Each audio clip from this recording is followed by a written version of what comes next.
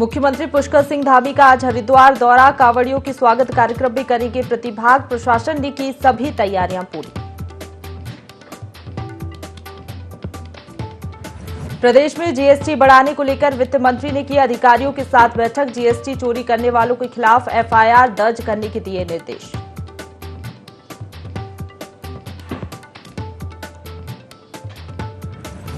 काशीपुर में हुआ बीजेपी के प्रदेश प्रशिक्षण वर्ग प्रदर्शनी का शुभारंभ। 3 दिवसीय शिविर में प्रदेश के सभी बीजेपी नेता रहे मौजूद। मूसलाधार बारिश से देहरादून के चंद्रबनी में आया पानी का सैलाब। घरों में घुसा बारिश का पानी, रोजमर्रा का सामान हुआ खराब। मौसम विभाग ने एक बार फिर किया रेड अलर्ट जारी। प्रदेश के कई जिलों में आज हो सकती है मूसलाधार बारिश।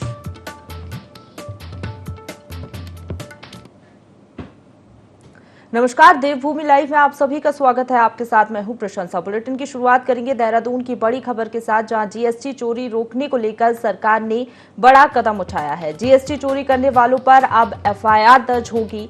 वित्त मंत्री प्रेमचंद अग्रवाल ने अधिकारियों को निर्देश दे दिए हैं। तो जीएसटी चोरी करने वालों का अब ऑडिट किया जाएगा। सर्विस चार्ज भी गड़बड़ी करने वालों को भी चिन्हित किया जाएगा। समय पर जीएसटी देने वालों को सम्मानित भी करेगी सरकार।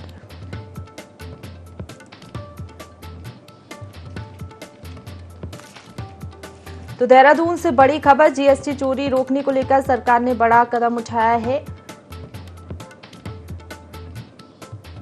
चलिए इसी खबर पर ज्यादा जानकारी लेंगे। हमारे साथ प्रिंसिपल करस्पॉन्डेंट कैलाश लाइव जुड़ गए, उनका रुख कर लेते हैं। कैलाश, अब जीएसटी चोरी करने वालों की खैर नहीं, बड़ा और महत्वपूर्ण कदम सरकार ने उठाया, क्या जानकारी इसको लेकर?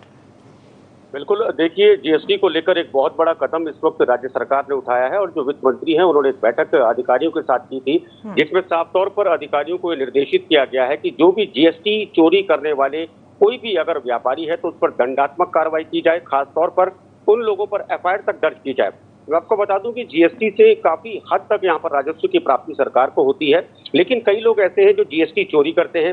जीएसटी वसूला जाता है कस्टमर से, लेकिन उसके बावजूद जो जीएसटी सरकार को देनी होती है राजस्व के रूप में वो नहीं दी जाती, जिसके चलते राजस्व की प्राप्ति नहीं हो पाती और सरकार को घाटा उठाना पड़ता है। लिहाजा इस वक्त सरकार बहुत ज्यादा गंभीर है, क्योंकि सरकार का साफ तौर पर यह कहना है कि राजस्व के जितने भी साधन है उन तमाम साधनों को बढ़ाया जाएगा। बीते दिनों की बात करें, मुख्यमंत्री दिल्ली गए थे। जो जीएसटी प्रतिपूर्ति हर साल 500 करोड़ रुपए मिलती है, वो यहाँ पर उसकी भी बात यहाँ पर कही थी। तो जीएसटी को लेकर सरकार बहुत ज्यादा गंभीर है। उसके अलावा जो भी धर्म कांटे लगाए गए हैं अलग अलग क्षेत्रों में पूरे प्रदेश में, उन तमाम धर्म कांटों पर कैमरे की नजर रहेगी ताकि कर चोरी ना हो पाए। साथ ही जो भी जीएसटी पहले देते थे लोग और अब जीएसटी नहीं दे रहे हैं, उन लोगों को चिन्हित यहाँ पर सरकार करने जा रही है। खासतौर पर आयकर विभाग यहाँ पर उनको चिन्हित करेगा। उसके बाद समीक्षा उनकी की जाएगी कि आखिर वो जीएसटी चोरी कर रहे हैं। अगर चोरी करते हैं तो उन पर एफआईआर होगी और जो जीएसटी उन्होंने चोरी की है उस तमाम जीएसटी की वसूली यहाँ पर की जाएगी। उसके अलावा जितने भी व्यापारी हैं जो जीएसटी के दायरे में आते हैं, उन तमाम लोगों को भी इस दायरे में लाकर उनको समझाया जाएगा कि आप जीएसटी दीजिए। उसके साथ ही एक बात और यहाँ पर कही है प्रशंसा वित्त मंत्री द्वारा कि कई ऐसे व्यापारी होते हैं, कई ऐसे लोग होते हैं जो व्यापार करते हैं, लेकिन उन्हें ये नहीं मालूम कि जीएसटी को किस तरीके से यहाँ पर सरकार को यहाँ पर देना है।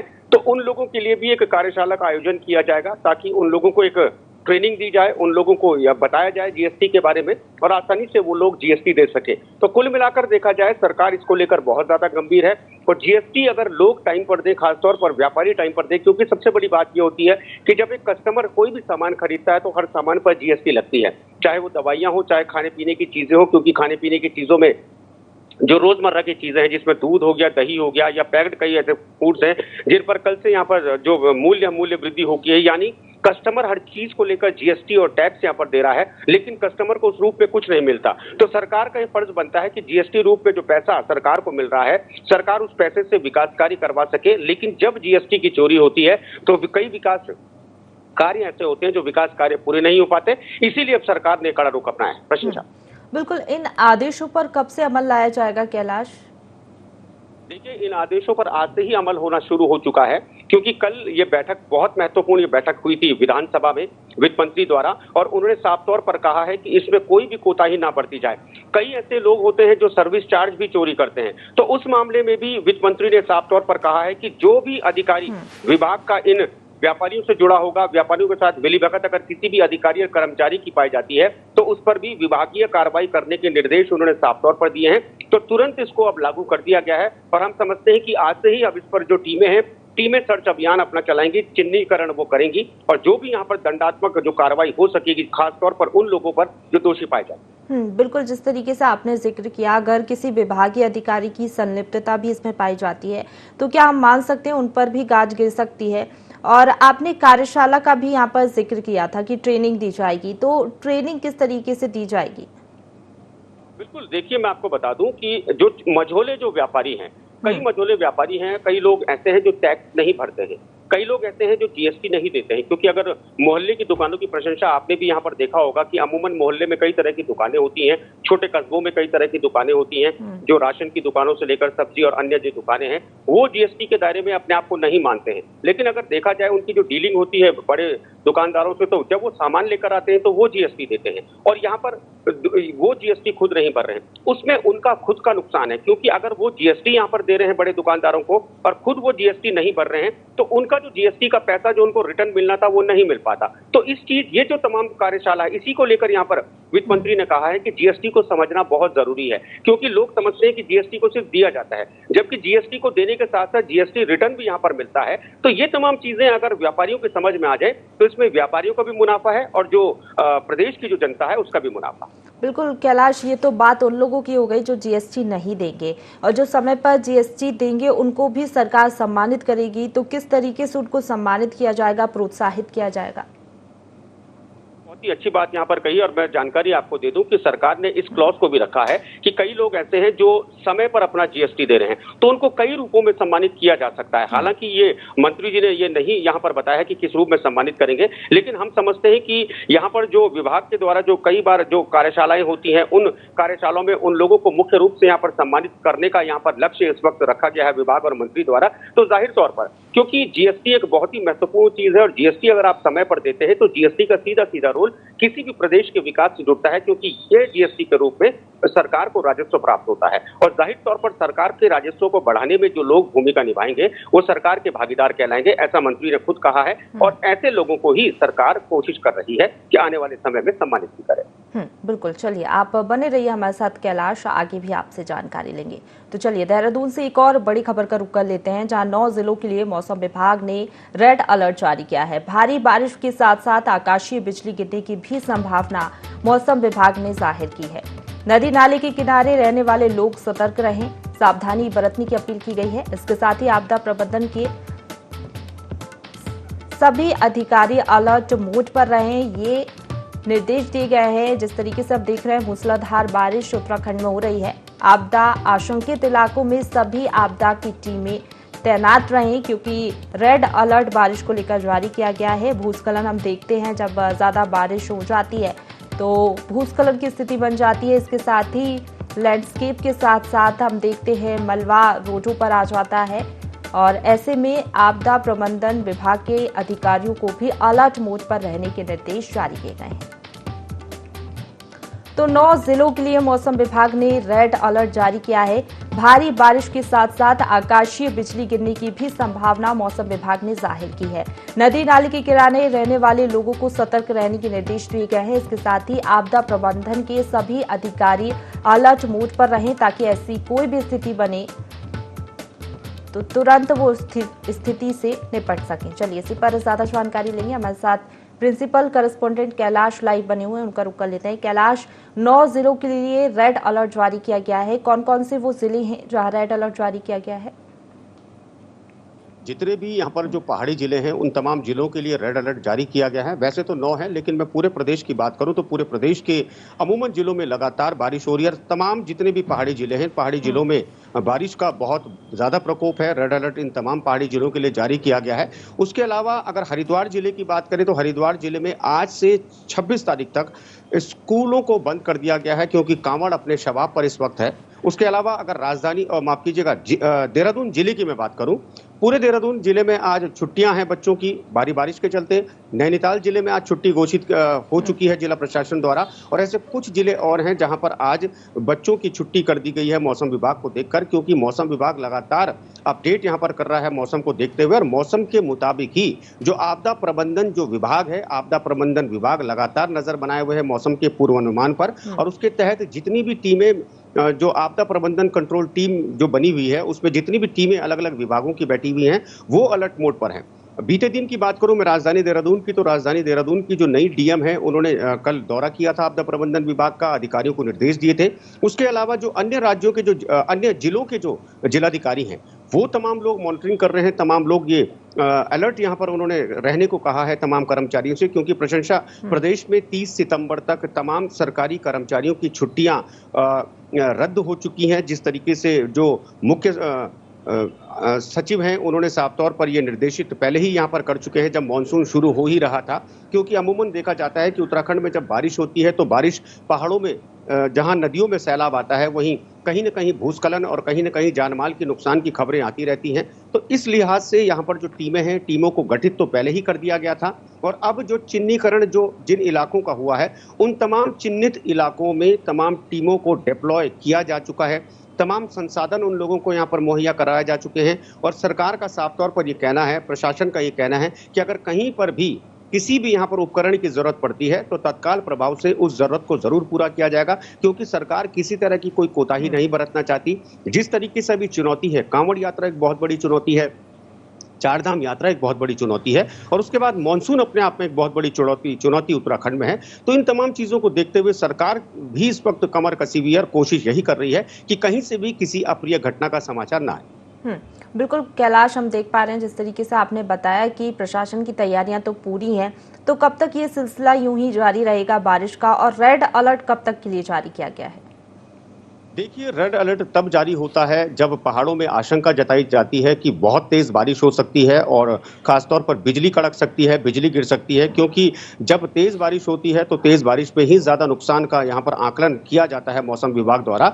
ऐसे में रेड अलर्ट जारी किया जाता है। उसके बाद अगर तेज हवा चलती है और मध्यम बारिश होती है तो उसके लिए ऑरेंज अलर्ट जारी किया जाता है, और जब हल्की बारिश कहीं पर होती है तो उसके लिए येलो अलर्ट जारी किया जाता है। तो इन 3 कैटेगरीज में यहाँ पर वेदर को यहाँ पर बांटा गया है उत्तराखंड में, और इसी के हिसाब से जो आपदा प्रबंधन टीमें हैं वो टीमें यहां पर काम करती हैं। लेकिन फिलहाल जिस तरीके से रेड अलर्ट है तो रेड अलर्ट को बिल्कुल गंभीरता से इस वक्त सरकार और प्रशासन ले रहा है। कैलाश, क्या क्या एहतियात लोगों को बरतना चाहिए? अगर लोगों की बात की जाए तो देखिए, जिस तरीके से कांवड़ यात्रा तो चल ही रही है, भारी संख्या में यात्री पहुंच भी रहे हैं, स्थानीय भी हैं, आकाशीय बिजली गिरने का भी डर बना हुआ है, कौन कौन से एहतियात बरतने चाहिए? देखिए, बिल्कुल एहतियात की जहां तक बात की जाए तो जाहिर तौर पर जो नदी वाले जो क्षेत्र हैं वहां पर लोगों को नदियों से यहां पर दूर रहना चाहिए। नदी नालों में आजकल पानी का बहाव बहुत तेज है, वहां पर दूर रहना चाहिए, वहां से जाना बचना चाहिए। पहाड़ों की जो यात्रा है, पहाड़ों की यात्रा अगर इस वक्त लोग कम ही करें तो ज्यादा बेहतर है। और बारिश के समय घर से बाहर निकलना हानिकारक तब होता है जब आसपास पेड़ ज्यादा हो, क्योंकि आकाशीय बिजली गिरने का खतरा ज्यादा होता है और ऐसे में आदमी चपेट में आ सकता है। तो ये तमाम चीजें हैं जिन चीजों को लेकर लोगों को ये सोचना और समझना चाहिए कि एडवाइजरी अगर जारी की जा रही है तो वो लोगों के भले के लिए की जा रही है, और एडवाइजरी को फॉलो करना इसलिए यहाँ पर सरकार कहती है कि जरूरी है क्योंकि उसी के मुताबिक सरकार काम करती है। और सरकार के अगर एडवाइजरी को अगर आप फॉलो नहीं करेंगे, लोग फॉलो नहीं करेंगे, तो कहीं ना कहीं हानि होने की संभावना पूरी रहती है। इसीलिए IND24 भी अपील यहाँ पर उत्तराखंड की जनता से कर रहा है कि जो भी एडवाइजरी और जो भी गाइडलाइंस जारी की गई हैं सरकार के द्वारा, वेदर डिपार्टमेंट के द्वारा या फिर आपदा प्रबंधन कंट्रोल के द्वारा, तो इन तमाम चीजों को यहाँ पर आप फॉलो करें ताकि किसी भी नुकसान से आप बच सकें। बिल्कुल, चलिए, बहुत शुक्रिया आपका कैलाश हमारे साथ जुड़ने के लिए और तमाम जानकारी के लिए। तो देखिए, देहरादून में मौसम विभाग ने 9 जिलों के लिए रेड अलर्ट जारी किया है, भारी बारिश हो सकती है और तमाम एहतियात बरतने के भी निर्देश दिए हैं, और उधर आपदा प्रबंधन विभाग की टीमों को भी तैनात रहने के निर्देश दिए गए हैं। देहरादून में भारी बारिश के कारण कई घरों में पानी घुस गया, जिसके चलते लोगों का रोजमर्रा का सामान खराब हो गया। वहीं मुख्य मार्ग पर बाढ़ का पानी आ जाने के कारण कई गाँव की आवाजाही लगभग 3 घंटे तक बंद रही। जिसके चलते ग्रामीण क्षेत्रों के लोगों को आने जाने में काफी दिक्कतों का सामना करना पड़ा। बता दें कि चंद्रबनी में पूर्व में लोगों द्वारा पुल बनाने की मांग पिछले कई सालों से की जा रही है, जिसमें सहसपुर क्षेत्र के विधायक सहदेव सिंह पुंडीर से भी यहां पर पुल बनाने की मांग की गई थी, लेकिन अभी तक यहां पर पुल का निर्माण नहीं करवाया गया है।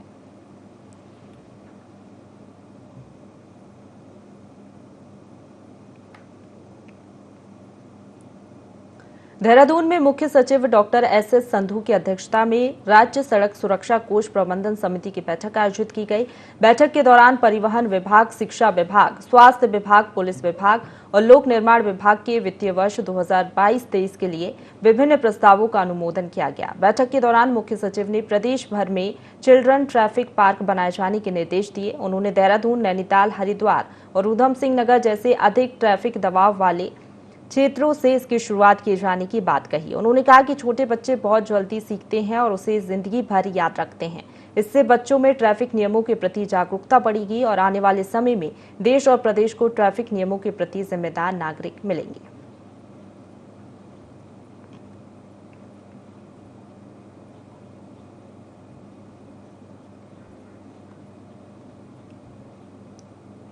राज्य में जीएसटी बढ़ाने को लेकर विभागीय अधिकारियों के साथ वित्त मंत्री डॉक्टर प्रेमचंद अग्रवाल ने बैठक की। इस दौरान जीएसटी चोरी करने वालों के खिलाफ एफआईआर दर्ज करने के निर्देश दिए गए। साथ ही बड़े जीएसटी स्टेक होल्डर्स को सम्मानित कर उसे प्रोत्साहित करने के भी निर्देश दिए। बता दें कि राजधानी देहरादून के रिंग रोड स्थित आयुक्त कर कार्यालय के मीटिंग हॉल में बैठक आयोजित हुई। बैठक के दौरान मंत्री डॉक्टर अग्रवाल ने कहा कि राज्य का कद बढ़ाना हमारी प्राथमिकता है। इसके लिए विभागीय अधिकारी युद्ध स्तर पर कार्य करेंगे। इसके साथ ही उन्होंने कहा कि राज्य में कर चोरी की घटनाओं पर लगाम लगाने और ऐसे लोगों के विरुद्ध कड़ी कार्रवाई करने के उद्देश्य से एफआईआर दर्ज कराई जाए। इससे चोरी की घटनाओं को रोकने में सफलता मिलेगी। उत्तराखंड में कैसे राजस्व बढ़े और निश्चित रूप से आज हम लोग सब बैठे, मैंने बहुत स्पष्ट तौर पे कहा कि जो लोग कर चोरी में लिप्त हैं, ये पूरी तरह से इनको हम लोग देखें कौन लोग हैं वो। यदि कर चोरी की आदत जिनकी बन गई, निश्चित रूप से उनके खिलाफ एफआईआर लॉज भी करानी पड़े तो करानी चाहिए। साथ में जो भी हमारे कहाँ से हमें कर मिल सकता है, अभी तक जो स्थिति थी उसको हम कैसे हम और कर बढ़ा सकते हैं, उसके लेके फोकस करने का काम हमने किया है।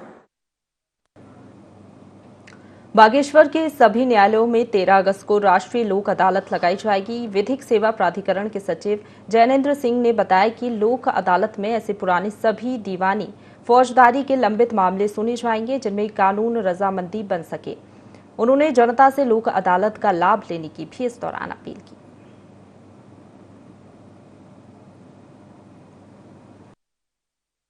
जो फौजदारी के मामले हैं जिनमें सुलह समझौता हो सकता है, ऐसे मामले और सिविल के भी मामले और किराया और मकान मालिक के मध्य के मामले, चेक बाउंस के मामले, पति पत्नी के मध्य वैवाहिक मामले तलाक को छोड़कर, और भरण पोषण के मामले और इस तरह के जो है उपभोक्ता फोरम से संबंधित मामले, ये सब मामले जो है इसमें पेंडिंग मामले निस्तारित किए जाएंगे। उसके अलावा प्री लिटिगेशन के माध्यम से ऐसे मामले जो अभी तक कोर्ट में नहीं आए हैं उनको भी निस्तारित किया जाएगा, जैसे चेक बाउंस के मामले, पैसे के लेन देन के मामले, भरण पोषण के मामले, उपभोक्ता फोरम के मामले, बिजली, पानी और टेलीफोन संबंधित बिलों वगैरह, अगर नगर पालिका का किसी का जो है बिलों वगैरह की वो है वसूली, तो वो सब भी जो है सुलह समझौते के आधार पर संबंधित विभागों के स्टॉल लगाकर जो है निस्तारित कराने का प्रयास किया जाएगा।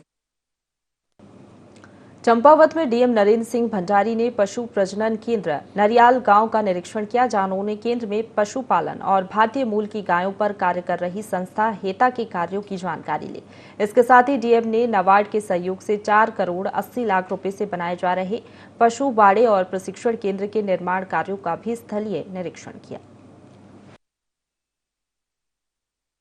इसमें आज एनिमल ब्रीडिंग फार्म नरियाल गांव का हमने निरीक्षण किया और इसमें हमने ये देखा कि जो यहाँ पे हेता के द्वारा और हमारे पशुपालन विभाग द्वारा जो कार्य किया जा रहा है, बहुत ही अच्छा मार्केटिंग भी हो रहा है इसका, तो इसको कैसे पब्लिक तक पहुंचाना है और जो हमारा रीठा वैली वाला एरिया है उसके संबंध में चर्चा हुई।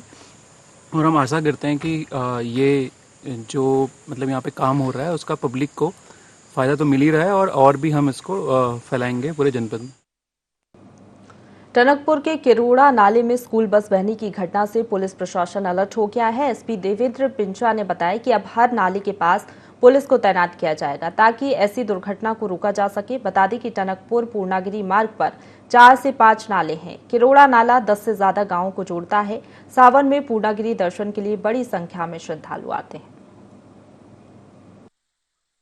घटना एक तरह से टल गई, हम इस चीज को यही पहलू कह सकते हैं, लेकिन ये हमारे लिए एक सबक है कि भविष्य में ऐसी घटनाएं ना हो, इस तरह की बात ना हो। इसको ध्यान में रखते हुए एक तो जितने ये रोकड़, जितने नाले हैं, जितने रपटे हैं, इसमें एक तो हम वार्निंग के साइंस लगा रहे हैं, साथ साथ में जो मेन जगह पर है जहां पर जो बड़े नाले आते हैं वहां पर पुलिस की व्यवस्था कर रहे हैं कि पिकेट वगैरह लग जाए, ताकि जो गाड़ियां आ रही है उनको रोक के वापस किया जा सके। साथ साथ में लोगों को जागरूक भी कर रहे हैं, अनाउंसमेंट भी करवा रहे हैं। जहां पर जैसे ही पहाड़ में अधिक बरसात होती है, नाले के जब बढ़ने लगते हैं, तो अनाउंस भी करा रहे हैं कि लोग उस एरिया में रूट में जाने से बचें। तो जगह जगह हम देख रहे हैं नदी नाले उफान पर हैं और जगह जगह हादसे भी हो रहे हैं। इस कारण प्रशासन अलर्ट मोड पर है और नदी नालों के किनारे अब पुलिस को तैनात किया जाएगा।